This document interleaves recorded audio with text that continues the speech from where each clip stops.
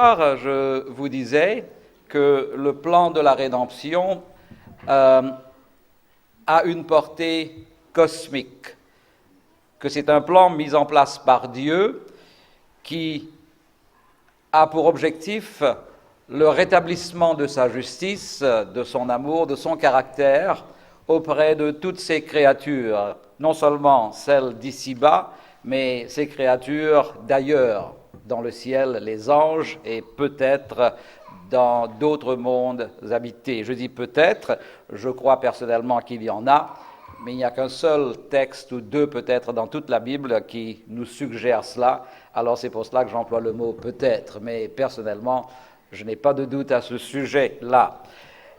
Je vous disais que ce plan, qui a été mis en place par le Seigneur pour cet objectif ultime, a aussi un autre objectif, le salut de l'homme, et que le salut de l'homme, ça n'est pas simplement une question de foi en une doctrine quelconque, en un enseignement quelconque, c'est une question de changement total du caractère de l'individu.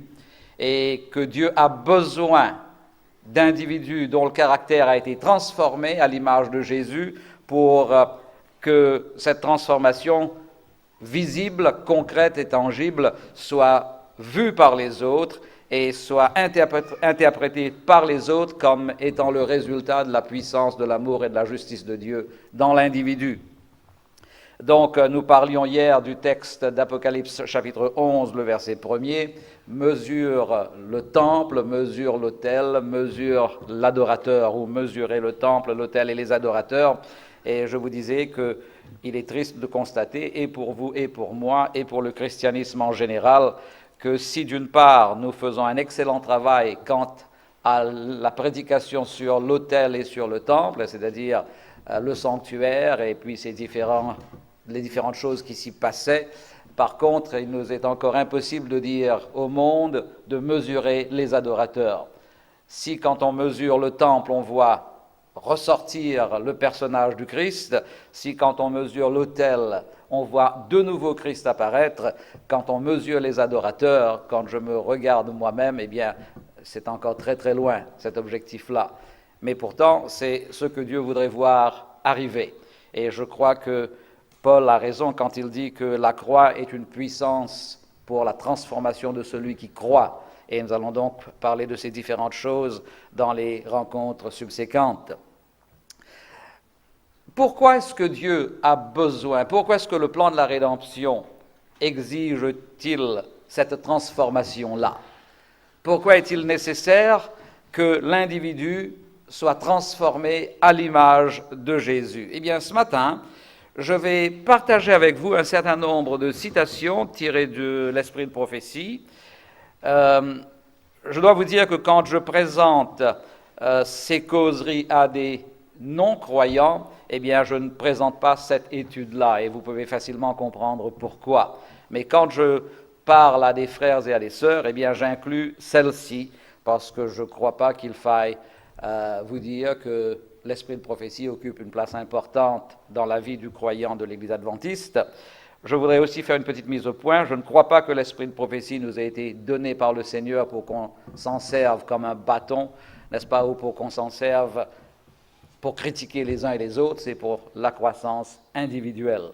C'est pour ma croissance à moi. Donc je vais partager avec vous un certain nombre de citations de l'esprit de prophétie qui sont très intéressantes et qui nous démontrent la raison pour laquelle Dieu a besoin de personnages transformés, de personnes transformées pour que son plan puisse réussir. Nous allons tourner nos Bibles dans un premier texte, Éphésiens au chapitre 3 et au verset 9, et là il y a un verset d'une envergure extraordinaire. Verset 10, pardon, Éphésiens au chapitre 3, le verset 10.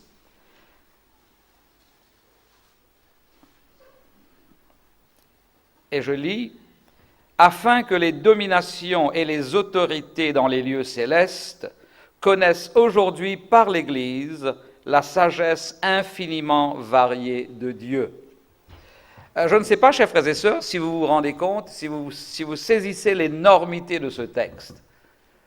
Dieu veut que les autorités dans les lieux célestes, et ça c'est une allusion aux anges et puis aux autres créatures de Dieu ailleurs, et même les anges qui sont déchus, eh bien, Dieu voudrait que ces êtres-là comprennent la sagesse infiniment variée de Dieu à travers son action au sein de l'Église. Et ce qui tout de suite vous donne la compréhension suivante, c'est que l'Église est appelée à jouer un rôle important dans le plan de la rédemption, dans le plan général de Dieu pour faire disparaître le mal. Voyez, Dieu est amour. Et le propre de l'amour, c'est de se révéler. C'est la relation. Il n'y a pas d'amour possible là où il n'y a pas de relation. Et c'est pour cette raison qu'au départ, Dieu crée. Dieu crée parce que, étant amour, il doit partager cet amour avec quelqu'un d'autre. Ses créatures, en l'occurrence. Donc, Dieu crée les anges, Dieu crée les habitants des autres mondes. Il crée un ange en particulier qui va s'appeler Lucifer ou astre de lumière. Mais Dieu veut aller encore plus loin. Et c'est à partir de maintenant que je vais vous donner des citations. J'en ai une dizaine. Vous les trouverez dans certains ouvrages publiés et traduits en français. D'autres, je les ai trouvés en faisant des recherches au centre à Andrews, où ils ont tous les écrits de l'Esprit de prophétie. Je vous donne une première citation tirée du livre Spiritual Gifts. Je ne sais pas si ce livre a été traduit en français. Spiritual Gifts, littéralement dons spirituels, volume 3, page 36. Et nous lisons ceci, et j'ai traduit librement. Avant la chute de Satan, le Père consulta le Fils au sujet de la création de l'homme. Le Père et le Fils résolurent de créer l'homme à l'image de Dieu. Donc, Dieu et le Fils se concertent à un certain moment donné dans le passé et décident de créer l'homme. Et je lis une dixième citation qui, à mon sens, est extraordinaire. Celle-ci, elle est prise de la revue adventiste anglaise du 11 février 1902. En créant l'homme, Dieu introduisit dans l'univers un ordre nouveau et distinct. Et son intention était de donner à l'univers une vue de l'intérieur, de sa propre nature et de son propre caractère. Alors ça, chers frères et sœurs, pour moi, c'est le pivot de ce que je vais vous dire ce matin. Dieu, en créant l'homme, avait l'intention de donner à l'univers une vue de sa propre nature et de son propre caractère. Pardon. Le plan original de Dieu, c'était de démontrer sa nature et son caractère à travers la vie de cette créature nouvellement faite, à travers le comportement d'Adam. Et alors, pour que cela réussisse, je vous lis quelques autres citations.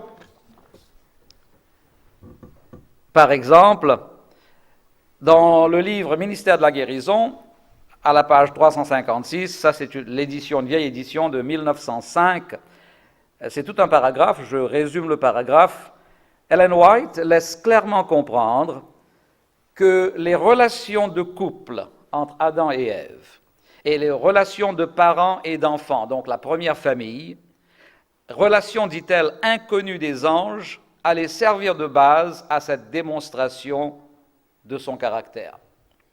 Donc, c'est dans le comportement intime d'Adam et Ève, et Adam, Ève et les enfants éventuels, dans ce comportement d'amour, d'abnégation, et elle continue en disant que Adam, en servant son épouse et sa femme et ses enfants de manière désintéressée, et elle faisant la même chose, et les enfants faisant la même chose, eh bien dans cet ensemble, dans cette unité, et dans ce comportement tout fait d'abnégation, de désintéressement, eh bien les autres créatures de Dieu allaient petit à petit avoir une compréhension plus profonde du caractère de Dieu et de la façon dont ça se passe entre Dieu, le Père, le Fils et l'Esprit.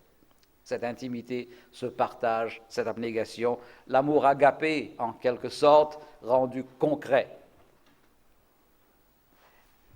Et alors, elle continue. L'homme, alors citation Patriarche et prophète, page 45, l'homme allait recevoir et porter l'image de Dieu, à la fois extérieurement et intérieurement, au niveau de l'organisme et du caractère. sa nature était en harmonie avec la volonté de Dieu, son esprit capable de comprendre les choses divines, ses affections étaient pures, ses appétits et ses passions sous le contrôle de la raison. Dieu a créé l'homme avec des appétits et des passions, il n'y a rien de mauvais à cela, mais toujours sous le contrôle de la raison, qui, elle, était sous le contrôle du Saint-Esprit habitant en l'homme.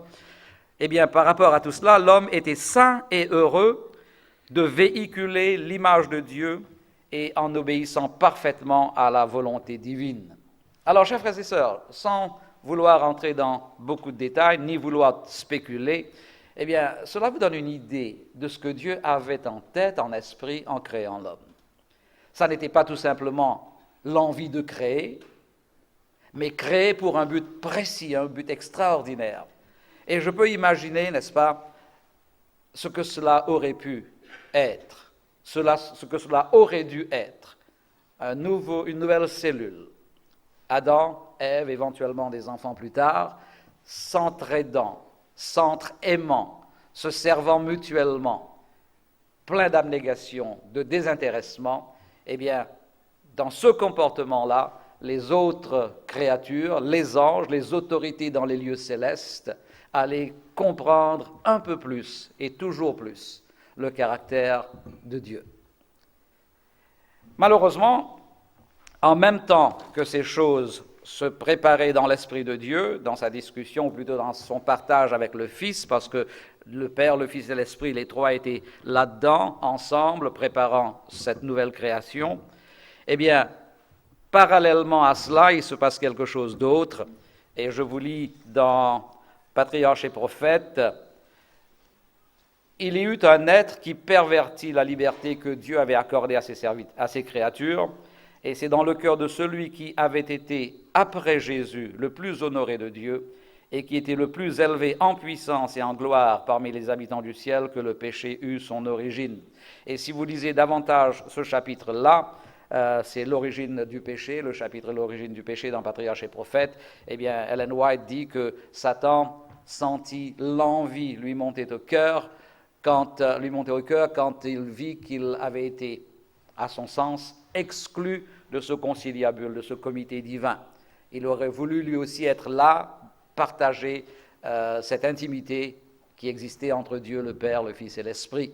Et à partir de là, Satan va se regarder, et nous savons très bien, selon des textes bibliques que nous appliquons à Lucifer, qu'il était extrêmement beau, qu'il était parfait, fils de la lumière, astre de lumière. Eh bien, Satan, en se regardant, s'est dit, mais pourquoi pas moi? Et l'envie lui est montée au cœur, et éventuellement la jalousie, et à partir de là, le péché va faire son apparition. Et alors, il y a donc comme toile de fond ce problème qui commence à se préparer, qui grandit, qui est nourri dans le cœur au plus profond de Satan, et en même temps Dieu et son Fils et l'Esprit qui planifient de créer l'homme. Et alors, Mme White dit ceci, et je lis, « Entre-temps, Satan se révolte et accuse Dieu d'injustice et de manipulation. Avant même sa création, l'homme était déjà inclus. » Là, j'essaie de traduire. Il faisait partie, si vous voulez, de cette trame-là. Avant même que Dieu ne le crée, l'homme qui allait servir de démonstration au caractère de Dieu se trouve pris dans la lutte entre le bien et le mal. Quelle est la référence, s'il vous plaît? Alors, c'est volume 1, page 139 de la Revue adventiste, et j'ai oublié de mettre la date. Je vais essayer de retrouver ça pour vous. Merci. Et alors, donc, chers frères et sœurs, on aurait pu dire, pourquoi est-ce que Dieu continua-t-il avec ce plan de la création de l'homme alors qu'il avait un autre problème à régler? Et alors, là, je n'ai pas de référence à vous donner, c'est parce que je ne l'ai pas écrit, vous savez, j'ai des tas de notes ici. Eh bien, dans ces écrits, l'esprit de prophétie laisse comprendre que non seulement Adam allait être appelé à faire une démonstration du caractère de justice et d'amour de Dieu, mais que maintenant il allait aussi démontrer qu'il était possible à la créature d'aimer Dieu pour Dieu, et démontrer ainsi que Satan avait tort. En quelque sorte, on peut dire que l'existence même de l'univers, l'existence même de Dieu en tant que créateur suprême, était menacée par l'accusation faite contre son nom par Satan, et que l'homme allait être appelé à jouer un rôle pour aider à départager entre celui qui avait raison et celui qui avait tort. Énorme responsabilité, mais comme je viens de vous le dire, Dieu donna à l'homme toutes les facultés nécessaires pour faire le bon choix et vivre le genre de vie qui allait justement donner cette démonstration-là. Voici dans la Revue adventiste, volume 1, page 139, et j'ai encore une fois oublié de mettre l'année, la première grande leçon morale donnée à Adam fut celle de la négation du moi. Selon Ellen White, Dieu fit cela pour que l'univers comprenne que la seule loi qui doit régir la terre, régir le ciel, régir toute la création, c'est celle du renoncement de l'amour agapé. Le renoncement. Le moi n'a pas sa place dans le système de gouvernement de Dieu. Et ça commence avec Dieu. Quelque part, Saint Paul ne dit-il pas que l'amour ne recherche jamais ses propres intérêts? C'est ça le caractère de Dieu. Et le péché, comme on va le voir dans une prochaine étude, c'est justement vouloir donner tellement d'importance au moi, l'exaltation du moi. Et alors, seul l'amour qui ne recherche pas ses propres intérêts peut donner à quiconque voit ce comportement une idée du caractère de Dieu. Et Adam, dans ses relations humaines, donc au départ avec sa famille, allait démontrer cela. En parenthèse, Ellen White dit que cette relation humaine d'époux, d'épouse, de la famille, les anges ne connaissent pas cela. Et puis je crois que Jésus l'a un petit peu fait remarquer bien plus tard quand il a dit « vous serez comme des anges », mais on ne va pas encore spéculer là-dessus. Et alors, chers frères et sœurs, ces quelques citations, j'en ai une ou deux autres que je vais vous donner tout à l'heure, ces quelques citations nous expliquent, à mon sens, de manière assez claire, assez nette, l'importance du rôle que l'homme allait être appelé à jouer tout à fait au départ, au commencement même de son histoire. Malheureusement, nous savons ce qui se passe. Nous savons que Satan a l'occasion de venir et de tenter l'homme, et il le fait. Dieu ne peut pas l'empêcher. Dieu ne pouvait pas l'empêcher de faire cela, parce que si Dieu l'avait fait, si Dieu avait empêché à Satan d'essayer de séduire l'homme, eh bien Satan aurait crié à l'injustice. Ah, tu sais que tu vas perdre, tu sais que l'homme va me suivre et tu n'es pas certain de ton affaire, et c'est pour ça que tu m'empêches de lui parler. Et alors Dieu accorde cette liberté à Satan, et vous savez ce qui se passe. Malheureusement, cette fascination pour l'exaltation du moi pétille, scintille aux yeux d'Adam, et Adam va se laisser prendre à ce piège-là. Et je peux imaginer, chers frères et sœurs, le désappointement de la divinité, de Dieu, voyant la chute de l'homme, parce que ce plan minutieux, ce magnifique plan, passant, qui devait passer donc par la coopération de l'homme, eh bien ce plan-là, il ne réussit pas. Ça n'est pas le succès escompté. La seule chose qui restait à faire, c'était de mettre en marche un plan pour récupérer l'homme et éventuellement le ramener au point de départ afin que la démonstration puisse quand même se donner. Vous savez, les plans de Dieu, ultimement, se réalisent toujours. Il y a un texte dans les psaumes, je crois que c'est au psaume 33, qui dit ceci: les plans de Dieu, les désirs de Dieu existent de toute éternité et Dieu les amènera à leur réalisation ultime. Et alors, que fait Dieu? Il va mettre en marche le plan de la rédemption. Il le propose à Adam. Adam va se repentir. Mais la repentance n'est pas tout, il faut encore la transformation. Et les années vont passer. Malheureusement, l'impact des justes sur les injustes ne se fait pas. Et au chapitre 6 de la Genèse, nous lisons cette phrase tellement triste: toutes les pensées de l'homme étaient totalement tournées vers le mal. Et Dieu doit intervenir d'une manière spectaculaire, certes, mais très triste. Dieu décide de la destruction de ces hommes qu'il a lui-même créés pour donner cette démonstration-là. Mais la démonstration contraire se fait. Et alors Dieu va regarder, et puis il va voir un homme, Noé, il choisit Noé pour recommencer l'expérience. Et il va demander à Noé de construire l'arche, vous connaissez toutes ces histoires-là. En parenthèse, permettez-moi de vous dire ceci. Nous disons toujours que les antédiluviens ont été détruits à cause de leur méchanceté, à cause de leur péché, c'est ce qu'on dit, n'est-ce pas? Mais si vous y réfléchissez sérieusement, ils n'ont pas été détruits à cause de leur méchanceté, ils ont été détruits parce qu'ils ont refusé d'entrer dans l'arche. S'ils étaient tous entrés dans l'arche, ils auraient été sauvés, malgré leur méchanceté. C'est le manque de foi dans ce que Dieu allait faire, n'est-ce pas? Ils n'ont pas cru que Dieu allait faire cela. Ça ne pouvait pas se faire. Les éléments scientifiques ne laissaient pas croire qu'une telle chose soit possible. Et alors, par leur incrédulité, c'est ça qui cause leur destruction. Mais on va en reparler aussi plus tard. Et alors, il va essayer de recommencer avec Noé, mais ça ne va pas marcher. Noé va aussi tomber dans le mal, et vous connaissez l'histoire qui est racontée succinctement dans le chapitre 9 et le chapitre 10. Il y aura la tour de Babel, Dieu est obligé d'intervenir une deuxième fois, et éventuellement Dieu va choisir Abraham, et à travers Abraham, il va choisir un peuple, et à ce peuple-là, il donne tout ce qui est possible de donner à un peuple.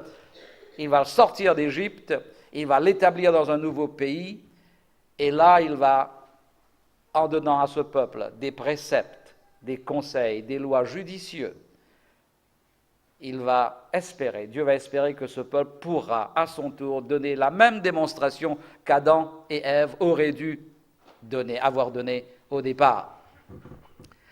Je voudrais prendre quelques instants pour vous faire remarquer quelque chose ici sur le tableau. Je ne sais pas si l'angle est juste. Est-ce que là, ça va pour ceux qui sont à la caméra? Ça va? Bien. Par contre, pour le micro, ça va poser peut-être un petit problème. Si vous regardez... D'accord. Si vous regardez une carte de la Palestine, c'est à peu près ça, la mer Méditerranée. Et là, ici, Jérusalem est quelque part par là. Là, vous avez la mer de Galilée, et puis là derrière, là, il y a la mer Morte. L'Égypte est là, ici. Dieu va placer son peuple là, en Palestine. Et vous savez, il y a une raison à cela. Il y a une raison à cela. Quand vous considérez le monde qui existait à l'époque, les pays qui faisaient partie du monde connu de l'époque, il y avait à l'est Babylone, la Perse, et puis d'autres pays, d'autres nations. Merci. Il y avait au nord la Syrie et la Syrie, et puis les différentes tribus qui faisaient partie de ce qui s'appelle la Turquie aujourd'hui. Il y avait au sud l'Égypte, et éventuellement à l'ouest, il y avait l'Espagne et l'Italie. Le bassin méditerranéen, c'était l'ensemble des nations de l'époque. Et Dieu va placer Israël au milieu de cet ensemble-là.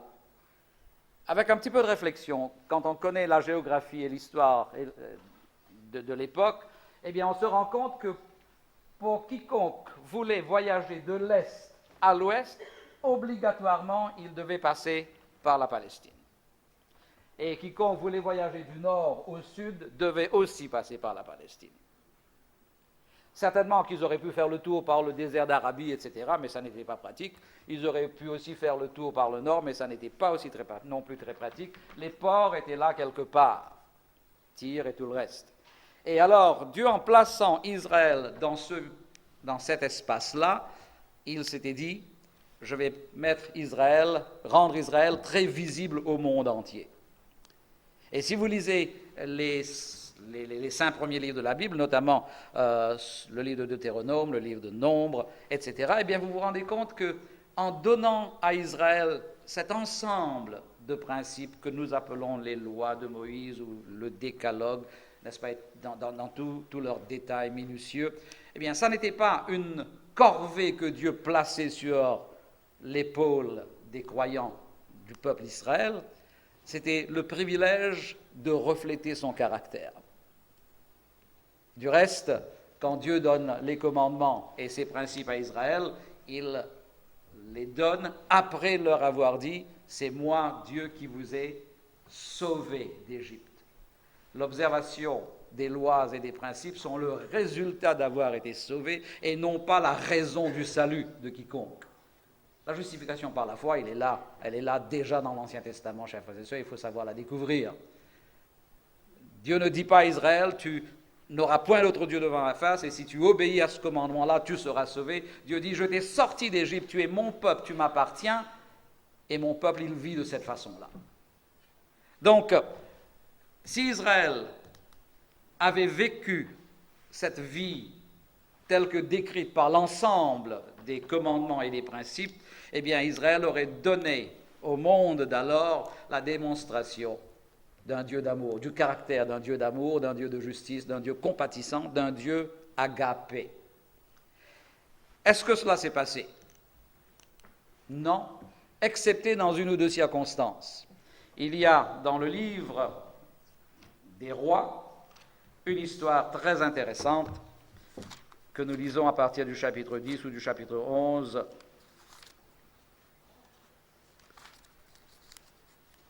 Chapitre 10, c'est la visite de la reine de Saba ou de Séba. La reine de Séba apprit la renommée que possédait Salomon à la gloire de l'Éternel.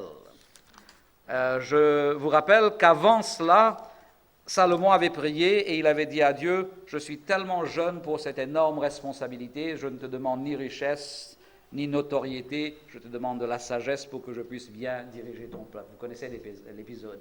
Eh bien, Dieu accorde cela à Salomon. Et la reine de Saba vient et elle voit toutes ces choses, elle voit un pays remarquable. Et je vous prie de croire que c'était extraordinaire pour l'époque, pas seulement pour l'époque, mais à cause de ce qui s'était passé.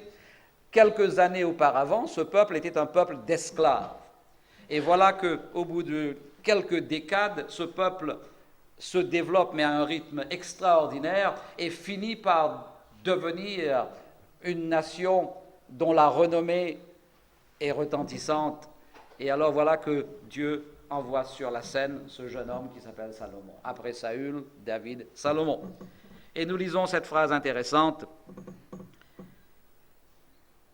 Verset 7 du chapitre 10, la deuxième partie du verset 7. « Tu as plus de sagesse et de prospérité que la renommée ne me l'a fait connaître. » Et cette phrase en elle-même, chers frères et sœurs, elle est extraordinaire.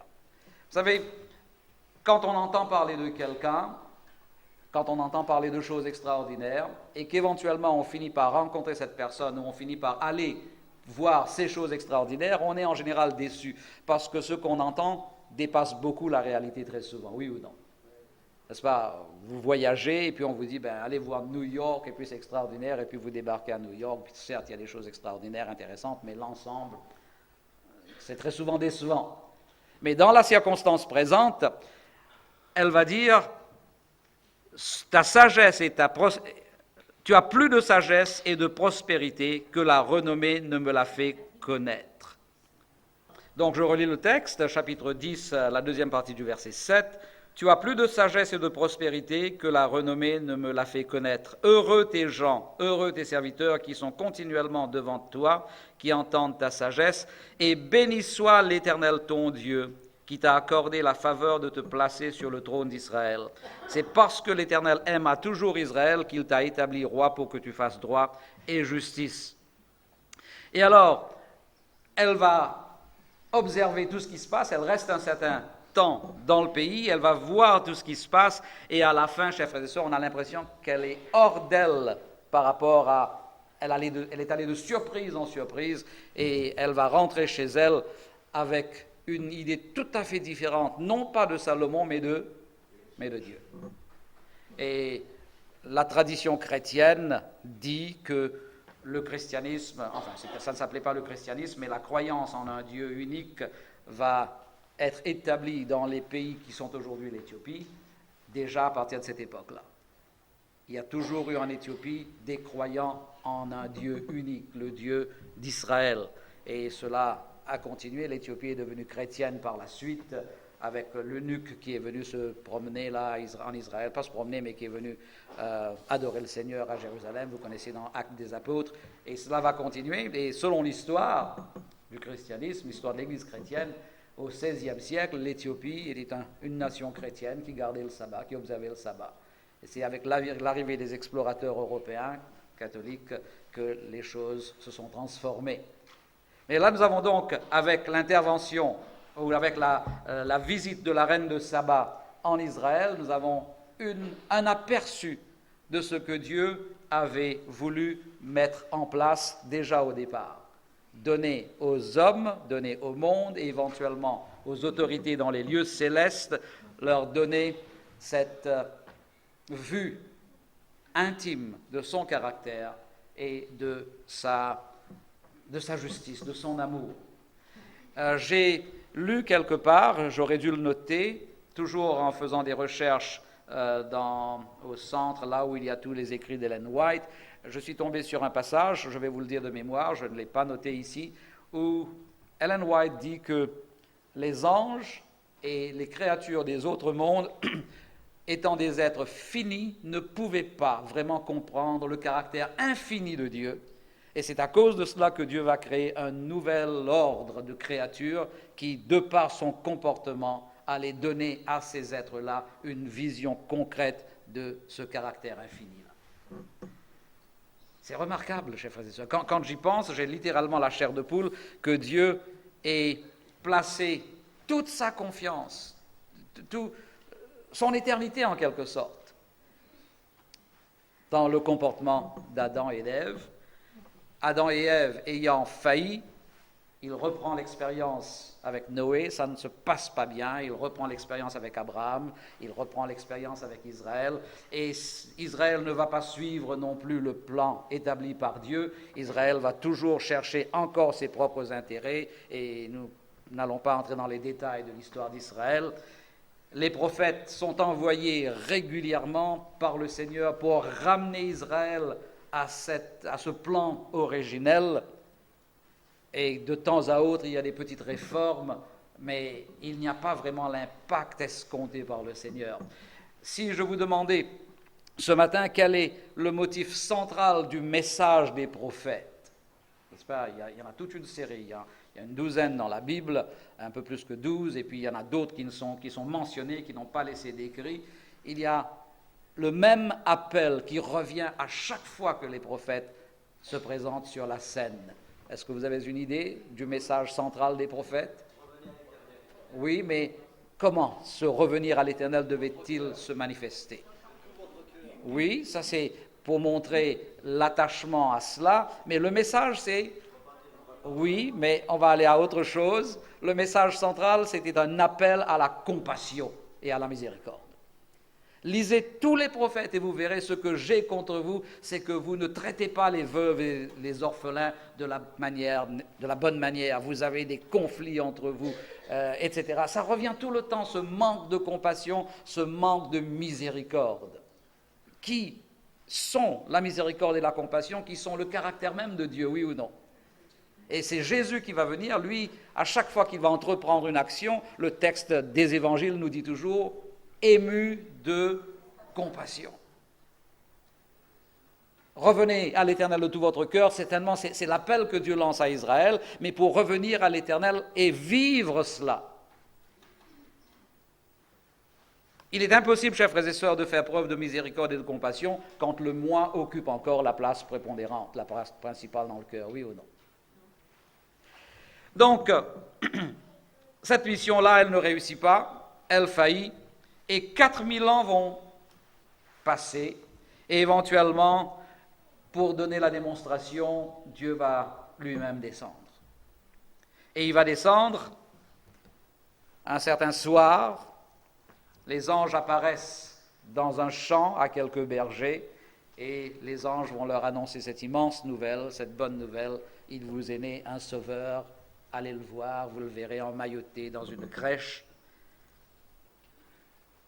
Et Jésus, participant à la nature humaine, on va aussi parler de cela plus tard, ce que ce texte veut dire à mon sens, eh bien Jésus, lui, va donner cette démonstration-là.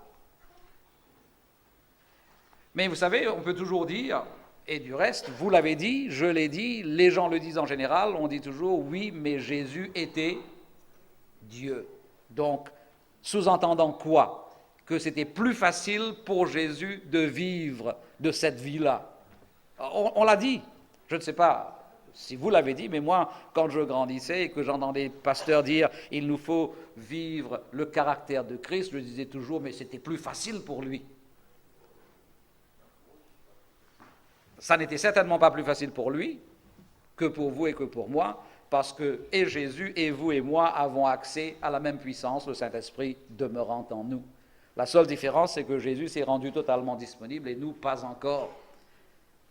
Mais le fait que les hommes puissent dire « oui, lui, c'était Dieu », exige que ce soit des hommes qui ne soient pas Dieu, exige que ce soit des hommes comme vous et moi, des êtres humains comme vous et moi, que nous fassions cette démonstration-là. Et voilà où l'étude de ce soir, de maintenant, se rattache à celle d'hier soir. Il faut qu'on soit capable de mesurer les adorateurs et que les adorateurs donnent au monde et à l'univers un aperçu du caractère de Dieu dans leurs relations humaines, leurs relations entre hommes, entre hommes, entre femmes, dans la famille, dans la société, avec les collègues et partout, et partout. Et alors, nous reprenons ce texte que je vous ai suggéré au départ, Éphésiens au chapitre 3 et au verset 10, que je vous cite, on va le lire de nouveau. Afin que les dominations et les autorités dans les lieux célestes connaissent aujourd'hui par l'Église la sagesse infiniment variée de Dieu. Chers frères et sœurs, le message de 1888, je vous le disais hier soir, ne date pas de 1888, il remonte aux origines. Eh bien, ce message-là, il a pour objectif la transformation de quiconque l'accepte, le comprend et l'assimile. Je crois que, malheureusement, beaucoup l'ont accepté, ne l'ont pas vraiment compris, ne l'ont pas encore assimilé, et c'est pour ça que cette démonstration ne se fait pas encore.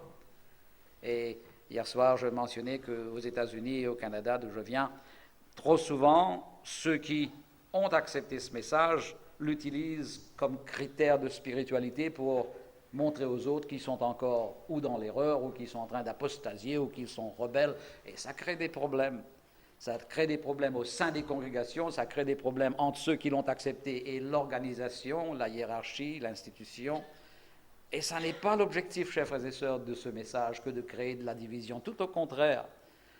Je crois personnellement que, et je l'ai expérimenté, j'en ai fait l'expérience dans ma vie, la meilleure façon de donner, de faire prendre conscience aux autres de l'importance de ce message, c'est de le vivre. C'est de le vivre. Et c'est de démontrer aux gens qu'il y a une transformation qui se fait. Cette étude de ce matin, elle n'est pas très longue, mais il fallait que je vous la fasse.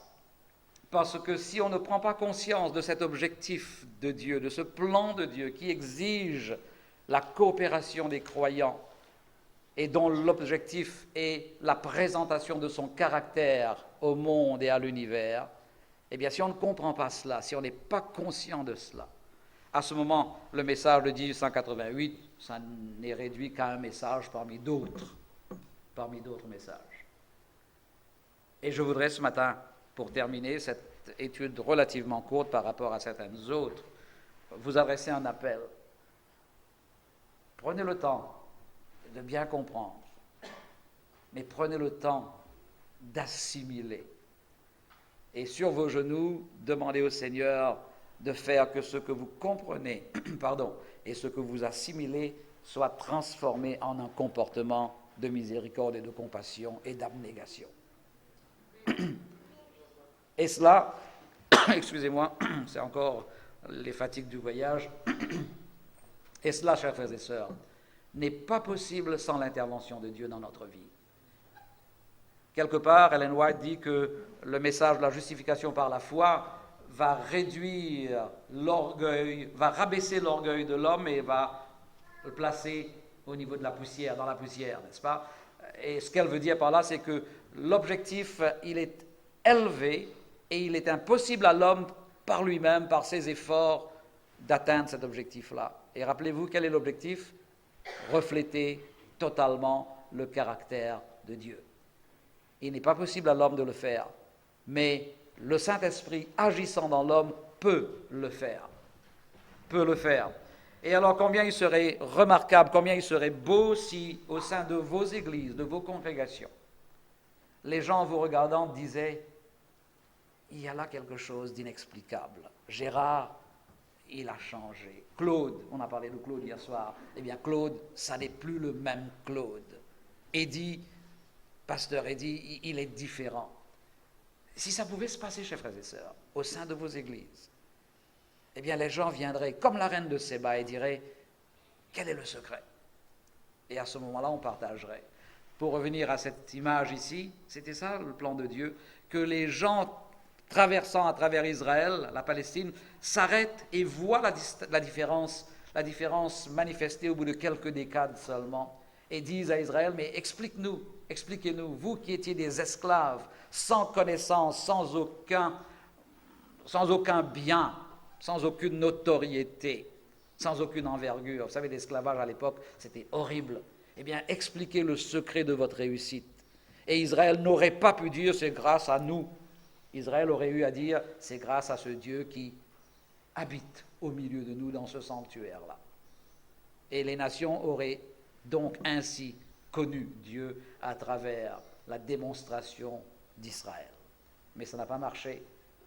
Mais pour revenir au texte de Psaume, les plans de Dieu durent d'éternité en éternité. On va lire ce message-là. Psaume 33.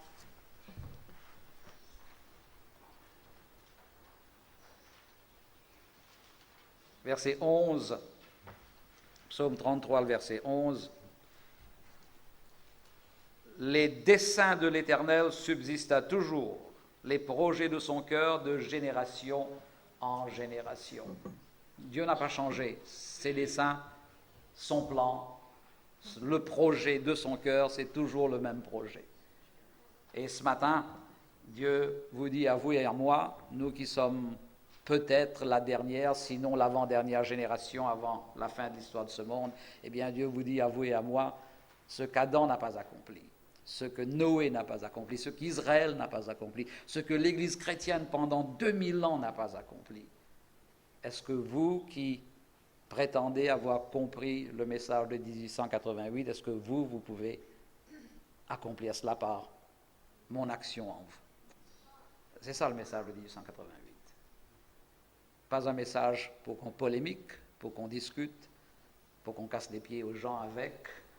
C'est un petit peu dur ce que je dis, mais je l'ai trop souvent vu ailleurs. J'espère que ça ne se passe pas comme ça ici, je ne le sais pas.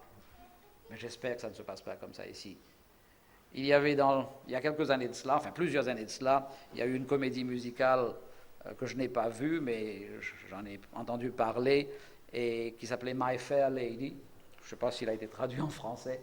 Et dans cette comédie musicale, il y a un jeune homme, comme dans toutes les comédies musicales, qui est amoureux d'une jeune femme. Et chaque soir, il se présente sous la fenêtre de la jeune femme avec une guitare et puis il lui chante son amour. Et ça dure des semaines et des semaines. Et puis un beau jour, elle en a marre, elle ouvre la fenêtre et elle dit à ce jeune homme qui s'appelle Freddy, elle dit, Freddy, cesse de chanter, cesse de parler, montre-moi. Eh bien, je crois qu'on parle trop. Je crois qu'on prêche trop. Ça n'est plus le temps à la prédication, c'est le temps à la démonstration. Afin que les autorités dans les lieux célestes, à travers l'Église, connaissent la sagesse infiniment variée de Dieu. Amen.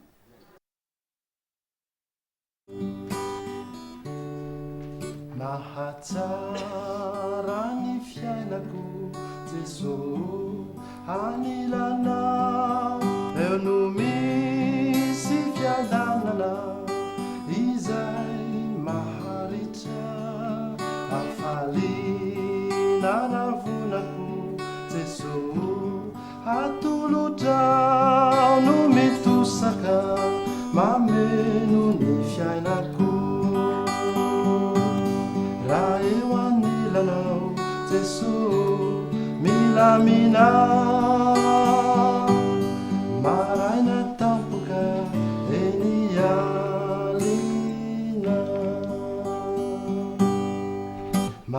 Ahatsara ny fiainako Jesoa hatongotra eo no andray fampianarana avy amin'ny vavana tsy emotry indrindra tsokany tafiotra fa ifikitra ikambana mina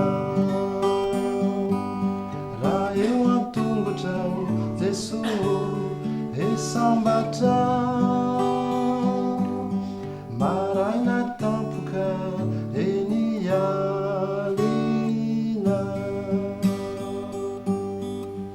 raha hoavy tsy eny ianao Jesoa andanitra fa ny riko sy mamiko ny mba horaisina ka hiakatry tsenanao Jesoa andrahona de ho velona mandraky izay dory